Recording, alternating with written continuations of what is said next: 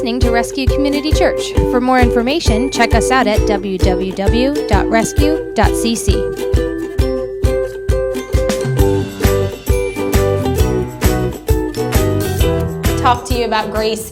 And I think grace is one of the most underrated things in Christianity, in life. It's so underrated. So I looked up the definition of grace. So when you hear of grace, what's the first thing you think of? Anybody can yell it out to me. The blessing. The blessing.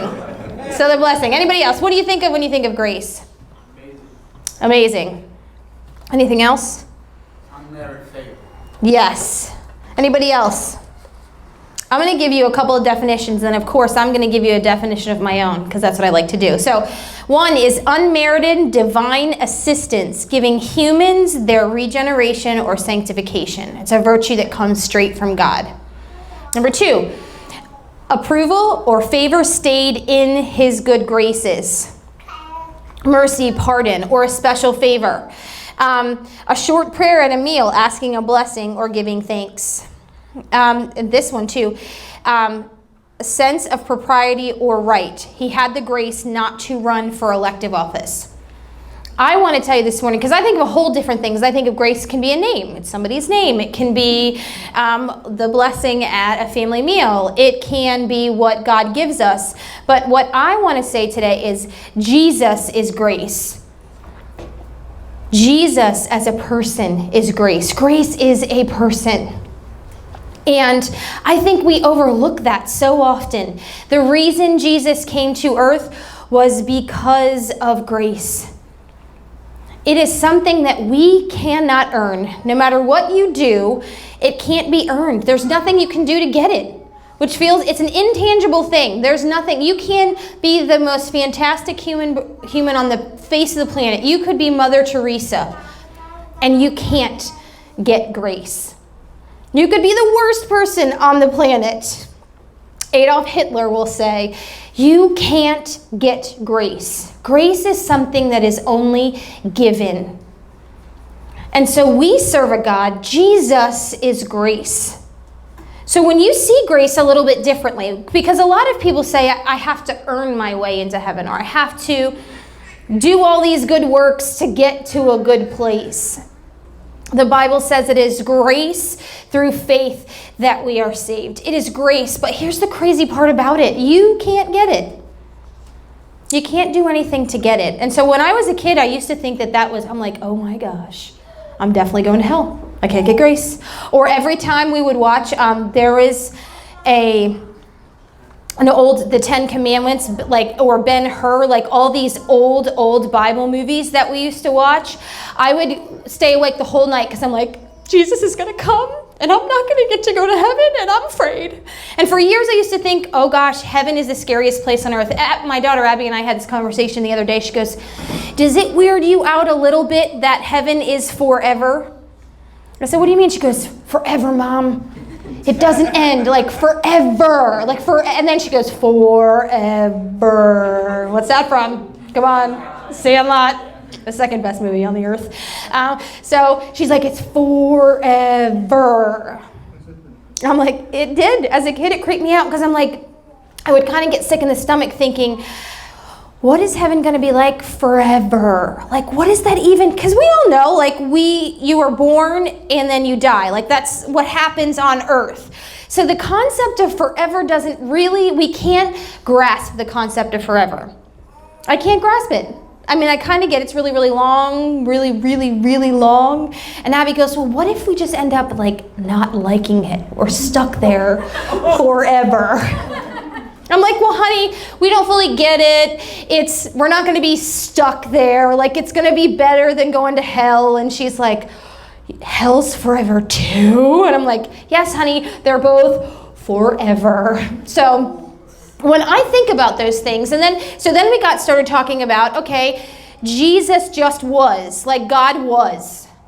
So then she's like, well, how does that work? And I'm like, again, I don't know. He was just there. And she's like, Mom, well, that doesn't make sense. Who had God?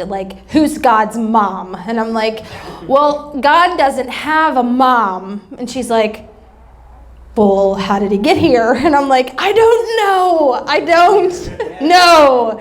She's like, well, you're supposed to know. And I'm like, well, great. But this one, you'll never get an answer to how God, he was just here. And so we kept talking about it. And I appreciate Abby because that child just says what she thinks no matter what. And sometimes it's awful. Sometimes it's great. Sometimes it's awful. This morning, we have got a new trampoline in our backyard. And so all of the neighborhood kids are coming like crazy, jumping on the trampoline. So we're getting ready to leave for church this morning. And Abby yells, there is somebody on the trampoline. I'm like, oh, all right, what do you mean? And so we looked out the window. There was a child, not ours, in his underwear, jumping on our trampoline. So I didn't even know what to do. He had to have been 13. Was not a little kid. In his underwear. And if you get into a trampoline, you have to like climb into the trampoline. So this child had not pulled up his underwear sufficiently after he got into. So we saw some things this morning. So I don't know what to do because I don't want to look at this child in his underwear, 13 years old, out the window. I'm not sure how to handle this, what's happening. So we're like, Tom, there's a naked kid on our trampoline. He wasn't really naked, but he was in his underwear, and it was enough for all of us to sort of panic this morning.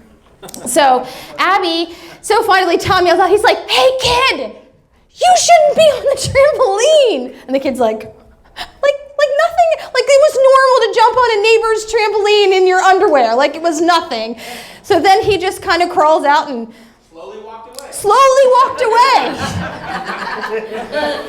So Abby says to me, she goes, what is wrong with that kid? She was just bothered. She's like, I just don't know if I want to jump on the trampoline anymore. The kid I don't even know was in his underwear on the trampoline this morning. And so she was angry about the trampoline. We talked about it. We've talked about it like 3 times since we've been here about jumping with just your underwear on the trampoline.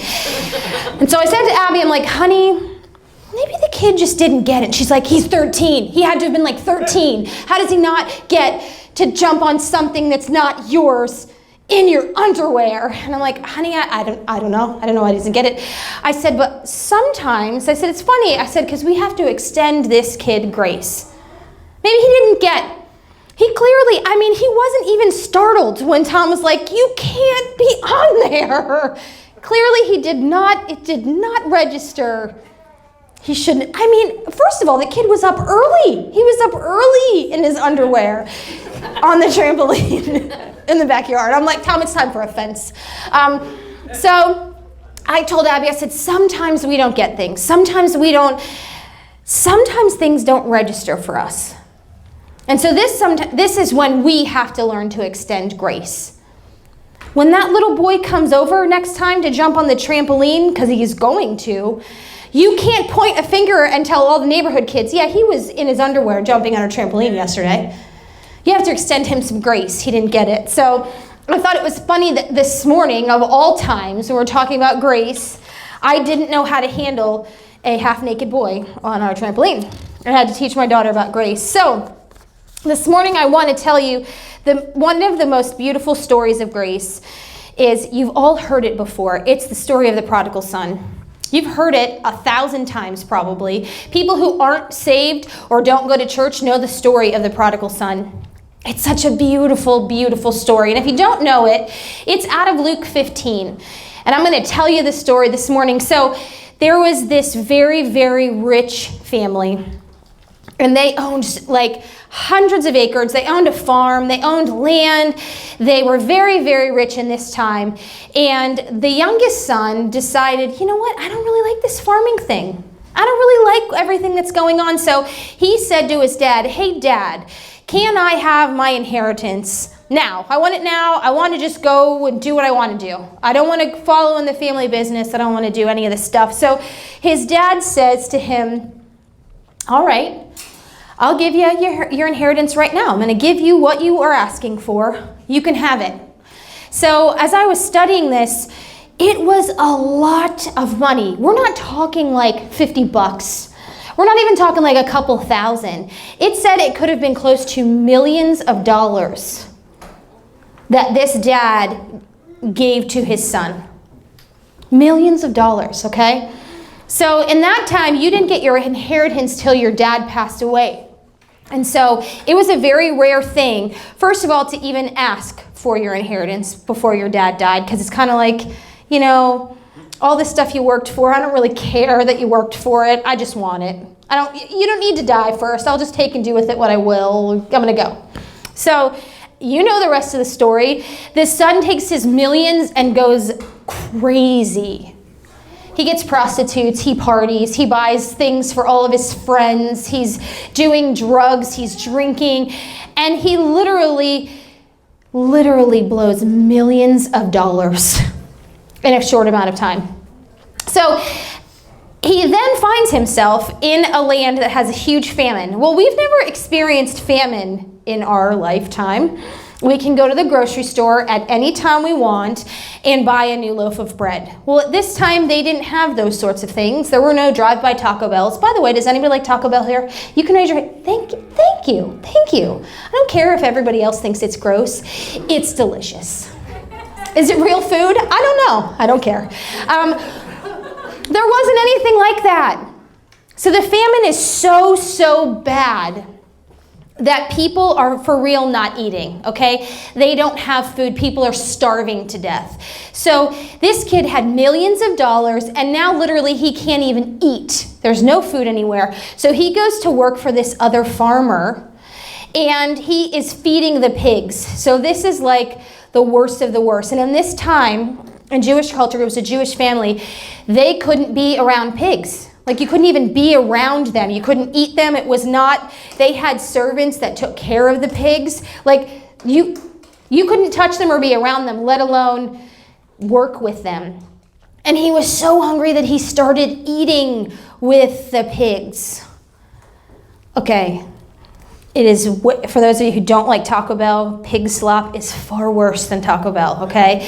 It is gross, it's rotted. Pigs will literally eat anything. They're pigs. They're hogs. They're gross. They will literally, so the worst thing, eating disgusting food. And then it dawns on him, hey, I remember this guy that gave me millions of dollars. And his servants, his servants, they are way better off than I am. Way better off right now. So he goes, he's like, I'm going to go ask my dad if I can come work for him, if I can come be a slave. At least I'll get to eat real food and I'll have a house, you know? I have a place to stay. So this son is like, all right, I'm going to do this. And think about how embarrassing, okay? Remember, let's think of a terrible thing. All of you think of a terrible thing you have done in your past. Ready? Terrible. Worst thing you've ever done. Don't say it out loud. I don't want to know. And you have to now go to the person that you've done that terrible thing to and ask for forgiveness and ask them to let them back in your life. It's a pretty shameful moment. It's pretty embarrassing. So the son comes down, and the dad owned all the land around. So he could see, the story goes that he could see his son coming from a distance. So he sees him. The dad literally drops everything and runs to the son. He runs. And so the son falls to his feet. The dad falls to their feet, and they're embracing each other. And the son's like, Dad, look, I literally spent everything. I have nothing. I squandered everything you've ever worked hard for. I'm real sorry. Could I possibly work for you? And the dad looks at him and says, no way. And so I'm thinking, oh my gosh, if I'm that kid, I'm thinking, great. I can't even come back to my dad. So he says, no way. He's like, get the best of the best for my son. Give him the best coat. Give him my ring. Get up, we're going to have a party. When I read that story, I'm a little annoyed. I get mad about that story. And I shouldn't, but I do. Because in this story, God is telling the story of grace. Jesus is telling the people that he's talking to about grace. He's talking about who Jesus and who God really is. So our first point today is grace is for the lost. The son was lost. Literally as lost as you could possibly be. He was lost. He had done everything. How many of you know people that are just lost? That are just, whether it's not knowing who God is or just lost in life. Do you just know somebody that kind of aimlessly goes through life and never know what's going to happen next, never know what the next week's going to bring? This story is about that son, how grace is for the lost. Here's what should have happened. And thank goodness I'm not God. It's a real good thing that I'm not God or Jesus or any deity at all, because I may seem like a very nice person, but if that situation happened, I think my niceness would have fallen out. I don't think I would have been running to that joker. I would have been furious. That guy was so lost, but he knew that the servants could at the very least, eat better than he was eating. And so that story shows us that kid did nothing. As a matter of fact, he did everything possible to not get that grace. Everything you could possibly imagine to hurt that dad. Everything you could possibly imagine to ruin that dad's reputation. Because see, when you gave away any of your inheritance, when you did anything other than that culture called for, you brought shame on yourself. So that father brought shame on himself just by giving away his inheritance early. What that son did, you've been in a small town before, or you've heard of small towns. You know what it's like when somebody does something, especially with Facebook now, or remember when you were in high school and somebody did something stupid and everybody knew the next day what they had done?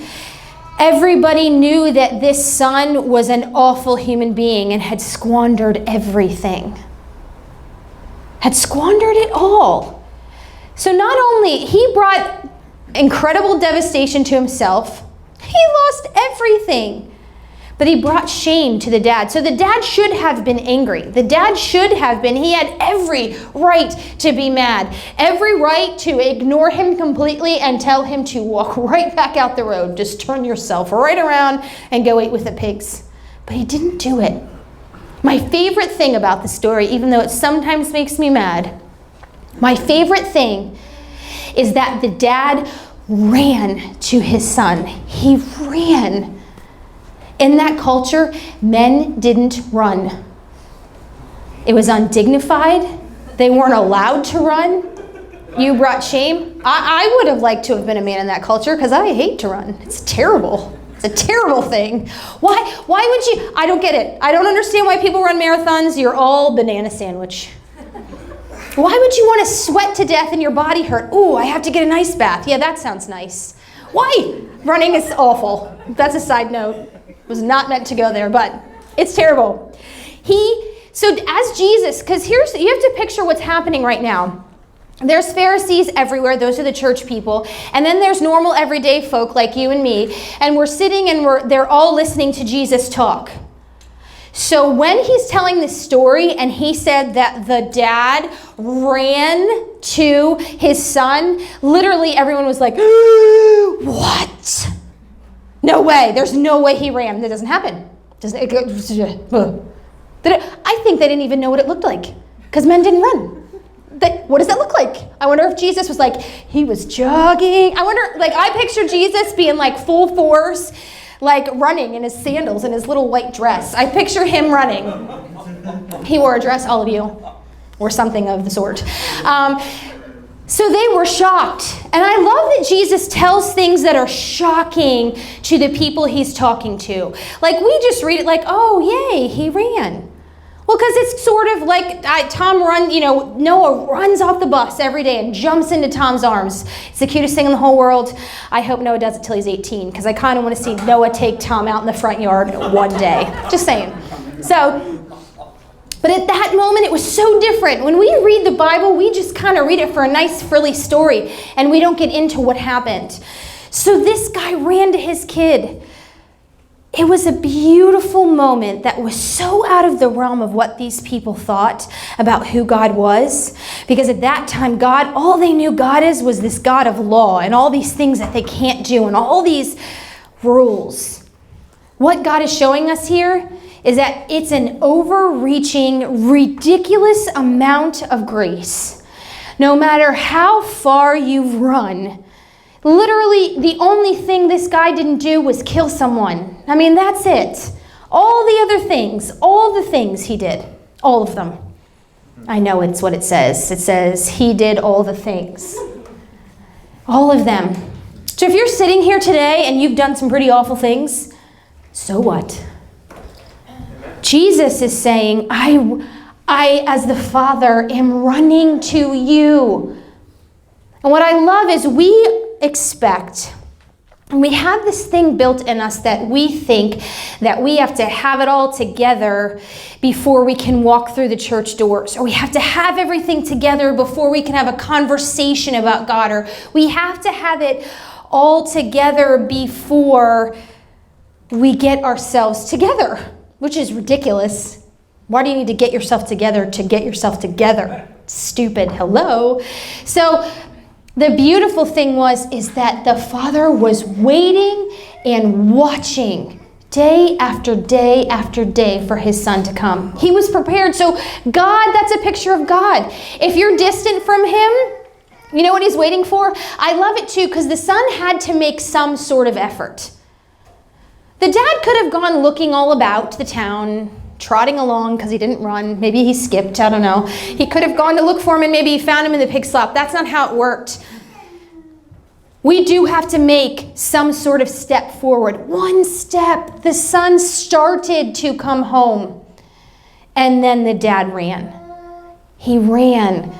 God is waiting for us to God's waiting for you to stand at the front door, maybe not even open it, and he's waiting for you he's just waiting with open arms. Grace is for the lost.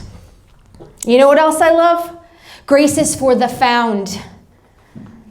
So many times as church people, for me, I grew up in church. I literally lived a godly life pretty much my whole life. That's not saying I haven't sinned or been stupid or whatever, but I did not live the life that my husband lived. His was sketchy. Mine was not. Total opposites. He knows it was sketchy. We giggle about it sometimes. I'm sort of glad he had a sketchy life because, my kids could tell me, Mom, I'm not doing this. And I'd be like, oh, nice. And he'd be like, lies, they're doing it. So he knows.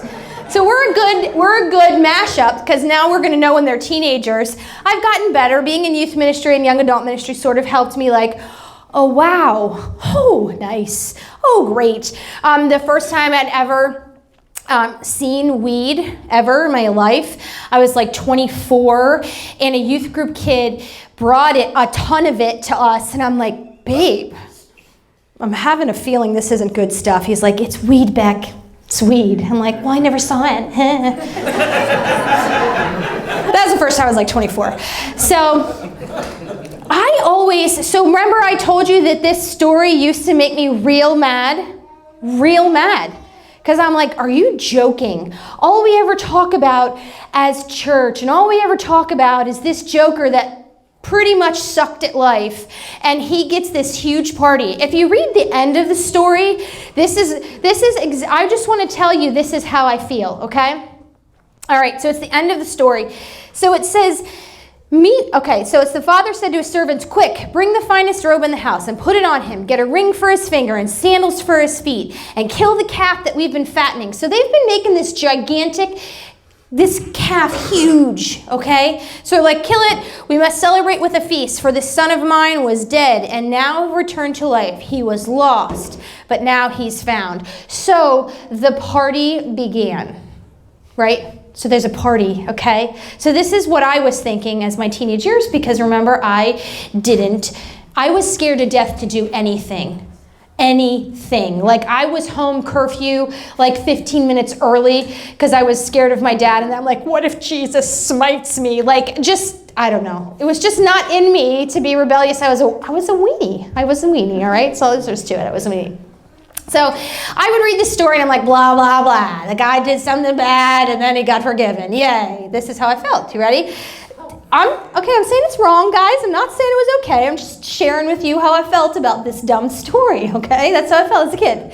So it says, meanwhile, so it's chapter 25. So we're deciding now that grace is also for the found. We talk about the lost, but now it's for the found. It says, meanwhile, the older son was in the fields working, doing what he was supposed to do. When he returned home, he heard music and dancing in the house. This is where I started to get hot and angry, all right, when I'm reading this. And he asked one of the servants, so he had to ask the servant what was going on.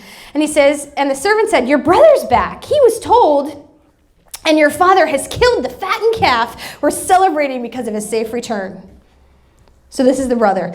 The older brother was angry and wouldn't go in. His father came out and begged him. But so this is what the son said. I feel like this is what he said. All of these, this isn't what it says, but it says, all these flippin' years, that's what he said. That's what I would have said. All these flippin' years I've slaved for you and never once refused to do a single thing you have told me. Never once. I have literally, and I'm picturing him so mad. He's like, I have walked through cow dung. I have been in the fields. I have been, first of all, farming is not for this girl. I couldn't do it ever. Like if the apocalypse happens and I have to grow carrots, my family's going to die because I can't grow anything. Farming is not me. So this story right here, I just feel like that. I feel the venom. I feel everything this guy's feeling, right? So he says, and in all that time, you never gave me even one young goat for a feast with my friends. Yet when this son of yours, so he doesn't even call him his brother. He's not like, when my brother comes back, he's like, this son of yours, because I want nothing to do with him. He's that mad. So he says, yet when this son of yours comes back after squandering your money. So he's reminding the dad, did you forget did you forget you gave him millions of dollars and now he's wasted it? He says, squandered your money on prostitutes. So of course he throws the biggest one out there, by the way. Your millions of hard-earned dollars has gone to prostitutes. Just remember, Dad, remember. And you celebrate by killing the fattened calf. Can't you just picture it? Can't you just picture how mad he is? He's done the right thing the whole time. And this joker gets a party. And we're not talking about like everyone's invited. There's like, it's like, remember those Sweet 16, remember that show on MTV, these like Sweet 16 birthday parties? First of all, those parents are idiots. What's gonna happen for their weddings? What's gonna happen when something real happens? You throw them the 16th birthday party? Camels. Some girl had camels. The greatest party ever told happened for this joker that spent millions of dollars on prostitutes and drugs. He's mad. But this is what the father says. Darn, this father's good. His father said to him, look, dear son, you have always stayed by me, and everything I have is yours. We had to celebrate this happy day, for your brother was dead and has come back to life. He was lost, but now is found. That dad could have reamed his brother out, because here's the truth of the matter. If one of my children ran away and then they came back, you best believe that I am weeping like a fool and running to get them. And if my oldest kid came back to me like, what's the big deal? I've been here the whole time. I didn't run away. I'd slap that kid. Slap him hard. This dad should have yelled at this older son. This older son should have pulled himself together and not been selfish in that moment and realized that my brother was lost and dead and we were never going to see him again, and now he's here. That's real hard. It's really hard when there's someone in your life that repeatedly is doing stupid things. It's real hard for you to be okay with it, but God asks us to be okay with it. And the great thing about this, the father didn't respond to this son like he should have. Again, this is why I'm not God, because a good swift throat punch, now you can have a party. I love that God's grace is for us too. For those of you that haven't run amok or bought prostitutes, or it's for us too.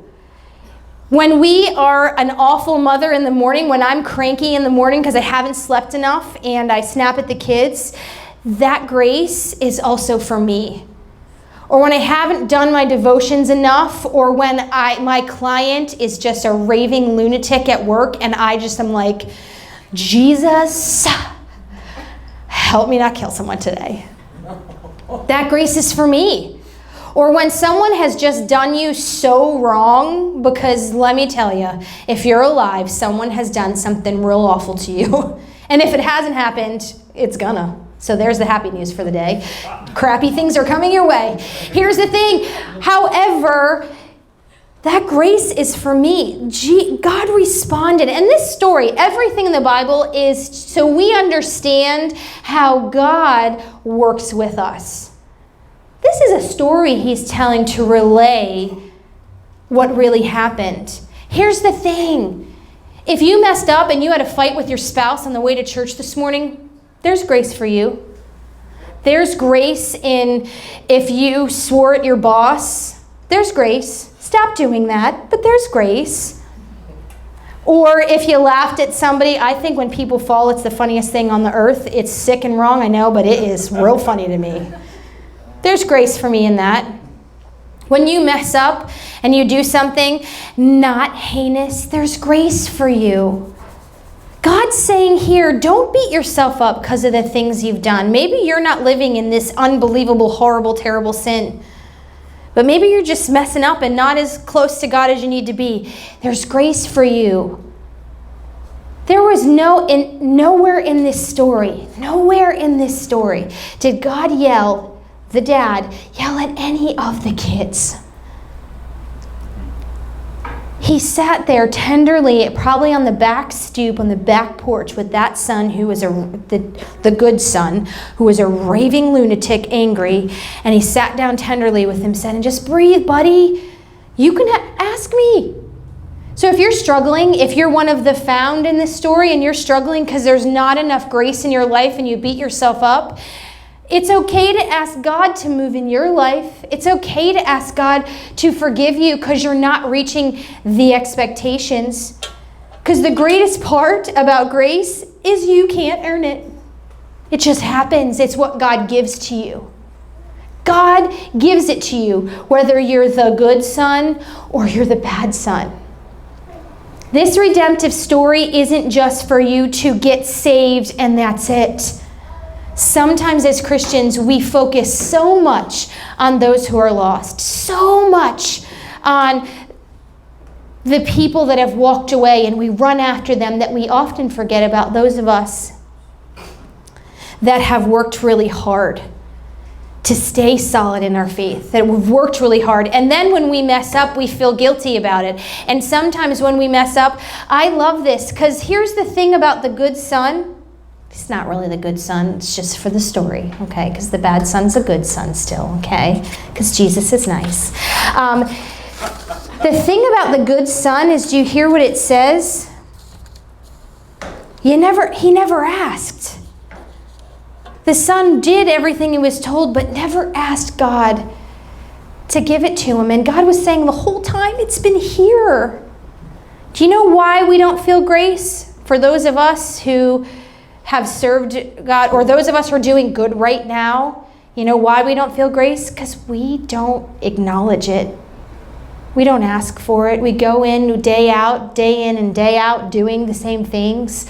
God wants to extend grace to you. And the best part about it all is it isn't just for the lost. It isn't just for the found. But grace is for everyone all around. I want you to remember it. It's for the lost, it's for the found, and grace is for everyone all around. It's for everyone all around. Say it with me. Everyone. You guys are terrible. With me. 1, 2, 3. Everyone. It is for the idiot you work with. It's for the family member that is awful and you can't handle. That grace is for them.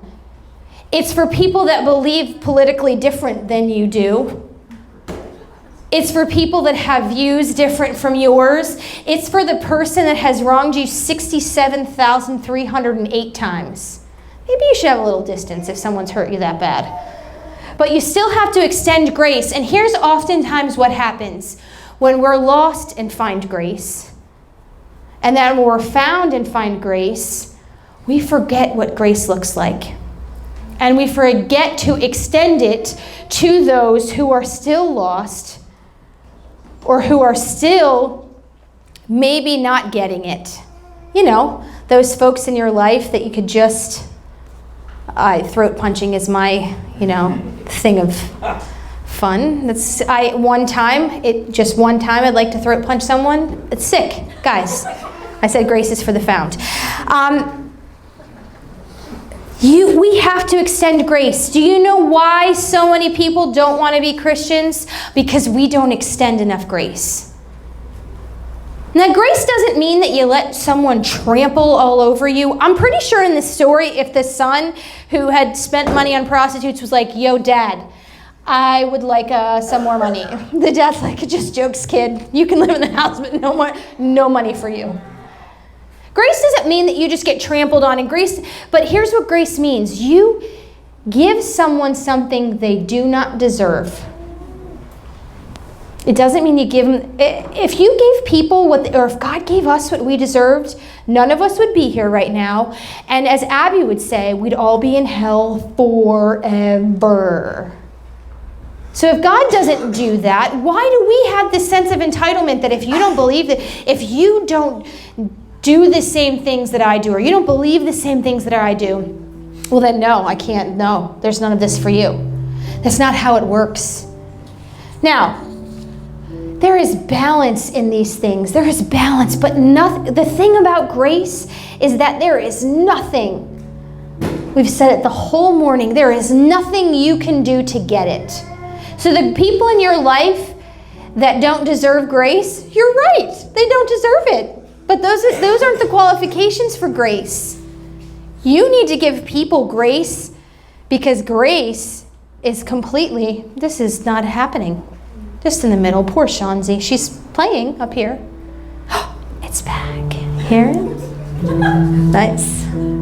I get sidetracked real easy, so just so you know. Those people, that's the exact definition. So if you think to yourself, that person does not deserve kind words, that person does not deserve any empathy, that person does not deserve forgiveness or grace, or that person does not deserve any of that, that's the person you should give the most grace to. You didn't deserve grace. I don't deserve grace. Yet we have a God that was just there, this all-powerful, this all-incredible being, beyond any idea, anything that we can comprehend. He just was.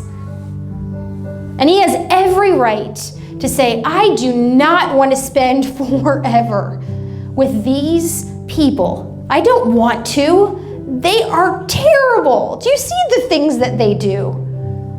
He knew what we were all going to do, and he knows what everyone's done for all time. And yet he looks at his son, who is perfect in every fashion, and says, hey, buddy, I got a job for you. I want you to go down to earth, which is pretty terrible compared to what you're doing here. I want you to live on earth for 33 years. Random number, but 33 years. Do you guys, we talk often about what Jesus had done for us. We talk about him dying on the cross. But he also came to earth and had stomach aches. Like, stomach aches are terrible. He was a kid who probably didn't like the food that his mom made sometimes. He probably got picked on at school when they're trotting around in their dresses. He probably stubbed his toe. He probably got, well, we know he got angry. He tossed tables in church. So we think about the end, but we don't think about the 30 years of life for us. When we didn't deserve it, we still don't deserve it. Nothing we can do can ever make it worth it for him, but he came anyway. And then at the end, He knew it was going to be so bad what he did for us. His grace, he begged his dad to not do it.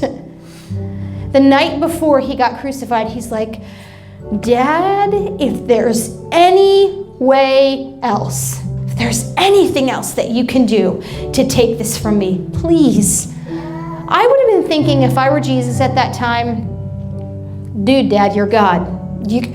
There is got to be something else you can figure out here. I mean, you weren't born. You created things in 7 days. I mean, you created the platypus, for crying out loud. You can absolutely take this cup from me. I don't have to die a terrible death tomorrow. And God's like, I'm sorry, son, but this is the only way. When you see grace as a person, when you remember the stubbed toes and the stomach ache and Jesus getting his beard ripped out and Jesus getting beaten and slashed, and guys, he was unrecognizable. I mean, we're not talking about what you see with a little bit of makeup on. The flesh was torn from him. When you remember that is the face of grace, grace is a person, it is Jesus. You can't look at that and remember who God is. If he's grace and who Jesus is grace, you can't for a second not extend that gift to someone else. And you can't for a second say, if he was going to do that for you, that wherever you are in life, that it isn't for you. Grace is for you, whether you're lost, you've been found, or you're the worst person that in your life you have to deal with. It's for all of us. And when you see that grace and you realize that, how could you not want the people in your life to experience that grace? I don't deserve any of that. Yes, maybe I didn't do terrible things, but I still don't deserve that. I don't deserve a God that would leave a perfect place and live a hard life for me. I want to pray for you this morning, and if you're in need of grace, get it. Receive it this morning. It is a free gift that God so desperately wants you to have. Stop shaming yourself. Stop feeling guilty. Stop all the conversations that are in your head. I can't possibly, I don't deserve this. I'm a terrible mother. I'm a terrible father. I'm an awful friend. God, I'm not a good enough kid for you. It's all lies. The worst of the worst, God ran to, fell to his feet and said, I love you. Here's my very best. You get the very best. Don't leave it here this morning. It'd be silly to leave this incredible thing here. If you walk out that door this morning not feeling grace, you're missing something so spectacular that it sets you free.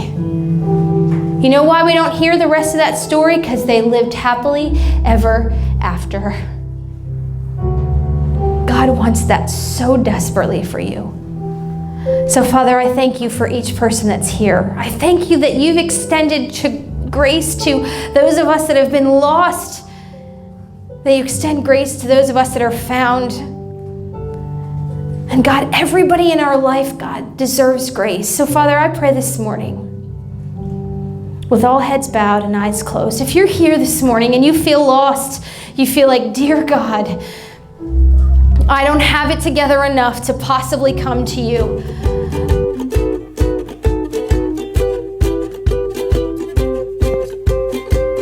You are listening to Rescue Community Church. For more information, check us out at www.rescue.cc.